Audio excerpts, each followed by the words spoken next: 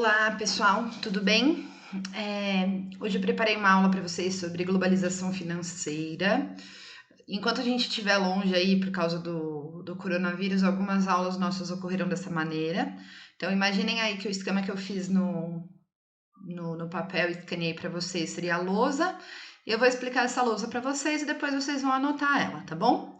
Hoje a gente vai falar de globalização financeira. A gente já conversou um pouquinho sobre globalização, que é a ideia dos meios de comunicação e transporte acelerarem o convívio humano, acelerarem a troca de mercadorias e tudo mais.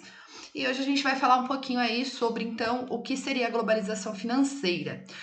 Mas nas próximas aulas a gente vai falar de globalização na cultura e outros tipos de globalização, outras características da globalização, mas hoje a gente vai se focar no setor financeiro. Lembrando que financeiro tem a ver com dinheiro, tá bom? Então, a gente vai falar da circulação de dinheiro. Logo, vamos aqui para a definição. O que seria a globalização, então? Seria a globalização financeira, a circulação financeira utilizando meios eletrônicos. Tem vários exemplos para a gente entender o que é isso, inclusive exemplos que a gente usa no nosso dia a dia. Por exemplo, toda vez que você paga uma compra com um cartão de crédito ou de débito, você não está usando um dinheiro físico, você está usando um meio eletrônico para o seu dinheiro circular. Também isso pode aparecer na compra de moedas estrangeiras, na venda de ações, na compra de crédito imobiliário. Tudo isso que pode envolver dinheiro físico ou não, mas em geral, quando a gente fala de globalização financeira, a gente está falando principalmente dos meios eletrônicos, ok? Para fazer, então, as trocas, enfim, as trocas de crédito ou de mercadorias. Dentro da globalização financeira, é um termo que a gente usa bastante a ideia de dinheiro de plástico, que nada mais é que os cartões que a gente usa nas nossas operações. Esses cartões, pessoal, eles são meios eletrônicos que a gente usa para fazer a troca de mercadorias ou a compra de alguma coisa. Os cartões também nos permitem fazer compra pela internet, o que é o que a gente poderia dizer que é a globalização da globalização, né? Que eu uso um meio eletrônico, uso uma senha, um código para eu conseguir fazer uma compra de algo sem com que esse dinheiro seja realmente físico, ok? Equipamentos mais modernos ainda, que ainda estão engatinhando aqui no Brasil, mas em outros lugares do mundo a gente já vê, é a compra utilizando, por exemplo, a digital, utilizando algum código do smartphone. Alguns lugares do Japão já utilizam a compra utilizando a leitura da íris, do olho. Então, cada vez mais a gente percebe que as trocas financeiras não estão mais tão ligadas ao dinheiro físico, e sim a esse dinheiro eletrônico. Tudo bem? Alguma dúvida? Se tiverem, vocês vão colocando aí nos comentários do sala de aula, tá bom? Para além disso, pessoal, parece tudo mais prático, mas isso traz um problema muito importante, um problema principal no ramo da economia. Por quê? Porque quando eu tenho um país, uma empresa, desculpem, ou alguns indivíduos que entendem bem como essa globalização financeira funciona, esses caras começam a ganhar dinheiro não produzindo uma mercadoria em si, mas fazendo transações financeiras. O que isso significa? Por exemplo, o cara que vai investir em uma ação, ele investe numa ação de uma determinada empresa, quando ele percebe que essa ação não está gerando os lucros que ele quer, ele vende essa ação e ele passa para outra empresa. Então, ele investe o dinheiro dele onde ele acha que dá mais dinheiro, mas não necessariamente ele está investindo o dinheiro dele em algo que produz um produto físico, um produto final. Por que isso é um problema? Porque cada vez mais a gente tem uma circulação gigantesca no globo, gigantesca de dinheiro, mas essa circulação gigantesca, ela não está ligada à produção de riquezas.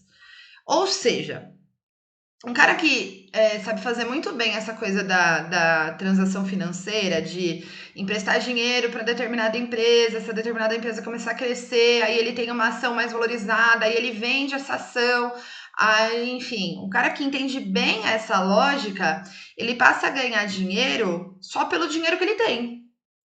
Então, basicamente, o que ele faz? Ele pega o dinheiro de um lugar, investe em outro lugar e ele não produz nada necessariamente. Ele só entende o jogo do capital, o jogo do dinheiro, e ele não ganha, ele não produz necessariamente. O que é um problema quando a gente pensa que se o indivíduo ou a empresa não tem dinheiro para participar dessa lógica, ela fica à mercê daqueles que têm. Onde que eu quero chegar com tudo isso? Com essa lógica de investir o dinheiro em si e não investir em algo que produza, eu tenho muita gente que ganha dinheiro sem ter algo com produção final, o que prejudica os mais pobres também. Por que prejudica os mais pobres? Porque essa produção, essa especulação de dinheiro, vou tirar dinheiro de um lugar, pôr no outro, esse negócio de ação, faz com que não tenha, por exemplo, a necessidade do cara que tem um dinheiro grande, uma quantidade grande de grana, investir numa empresa que gerasse empregos, que gerasse produção, e com isso ele vai acumulando dinheiro só pelo dinheiro que ele tem. Acho que agora ficou mais claro, certo? E com isso, pessoal, com essa globalização financeira, com essa financeirização da vida, a gente tem as pessoas tanto mais pobres quanto os países mais pobres sofrendo com isso também. Por quê?